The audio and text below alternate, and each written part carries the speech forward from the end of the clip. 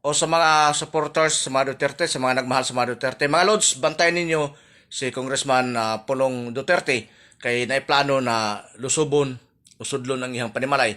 Basin og plantiran mga Lods, wa ta kabalo kung silang pagabuhaton. Ikabalo na magita nga ginitan pag-ayo ang mga Duterte. Ang tanang mga supporters, bantayan ninyo na mag-video at ang ninyo, bantayan ninyo mga Lods, ilabi na sa tanang mga Suli Duterte.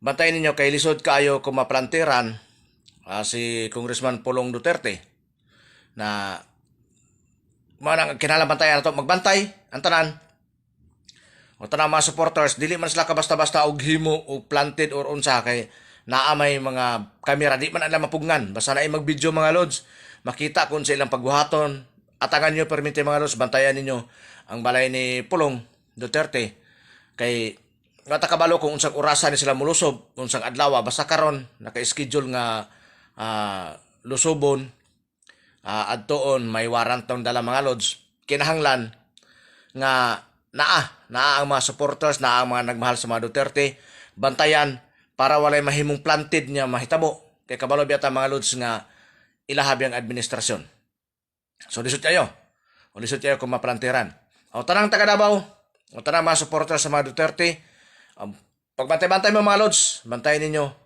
kinahanglan nga naagi mag-video para wala sila mahimo nga planted, wala sila mahimo nga mga kalukuhan panahon sa ilahang pagsulod sa balay ni Pulong. So bantay-bantay ha.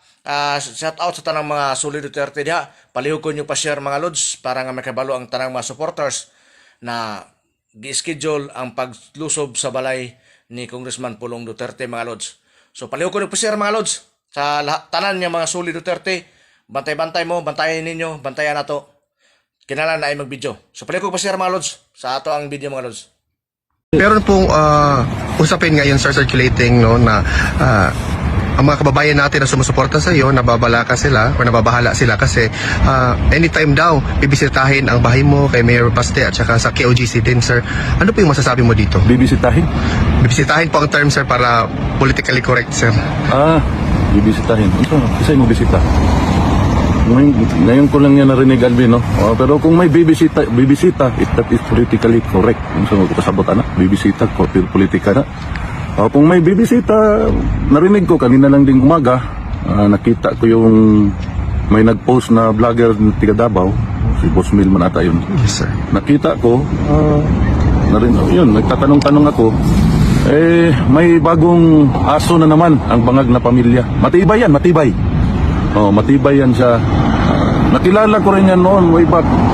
Pinakilala sa akin, way back 2017, yung matibay na tao na yan. Maintindihan naman natin kasi may galit yan. May galit kasi ang napag-alaman ko noon, nung nagpakilala, gustong mag-apply sa isang posisyon sa gobyerno, napag-alaman namin na corrupt, kaya hindi natanggap. No? Alam mo naman to si Presidente Rudy, pag imbestiga, pag ano sa korupsyon ng tao, erase ka na agad sa mundo niya. So, maintindihan natin kung may galit yung bibisita, pero matibay yan siya. Siguro ngayon, nagkaroon ng sa Binisaya pa Kigayon na magkapera, binigyan siguro ng palaka dyan sa Malacanang na smuggler ng maleta. So, kanya yan. Kabalo ka, Bin. Ang sakit diha ba? Kanang labi na ning mga kaigsuunan na itong Pilipino nga naa sa Luzon. Nahimo na lang normal sa ilahang kinabuhi ang harap-harapan nga trilyon nga korupsyon. Walay ni tingog, walay ni react, wala tanan kanang sakit kita naon. Kanang normal na lang ganit sa ilaha nga ang ilang isulti nga sige lang, hulat na lang tag sunod eleksyon, matanggal ra bitaw gihapon na. Pero wa nila gitan-aw na ang adlaw-adlaw nga korupsyon niabot na na og trilyon ang gikawat sa ilaha. Mo nay sakit niya. Pero alam mo, Alvin, paano ba ito sabihin? Yung magbibisita ka sa isang bahay, ayun na, mag-search siguro sa bisita ko Ganun siguro sir. Murag ana siguro ilang pasabot. Siyempre, magkinahanglan man mga warrant, ana, gikan sa judge, gikan sa...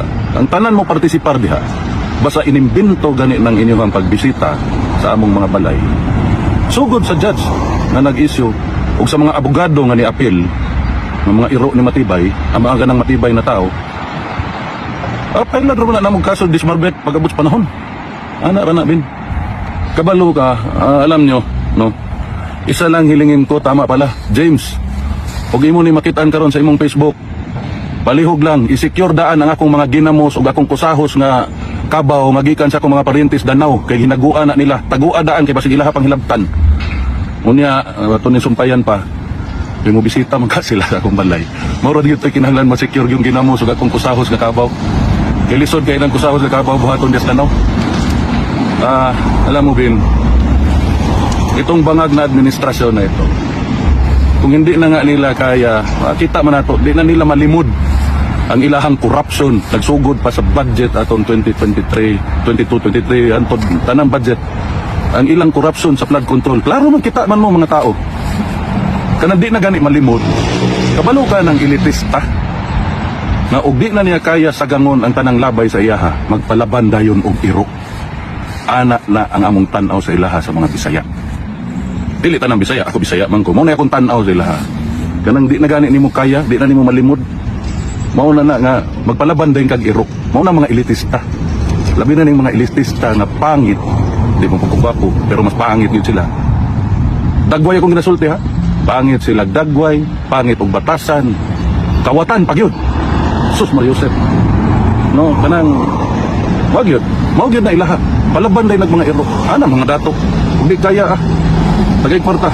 Na diretso bisitahi. Ana man na. Kung kanang matibay di nga tao nga magbisita-bisita, isa ra ko ikasulti nimo.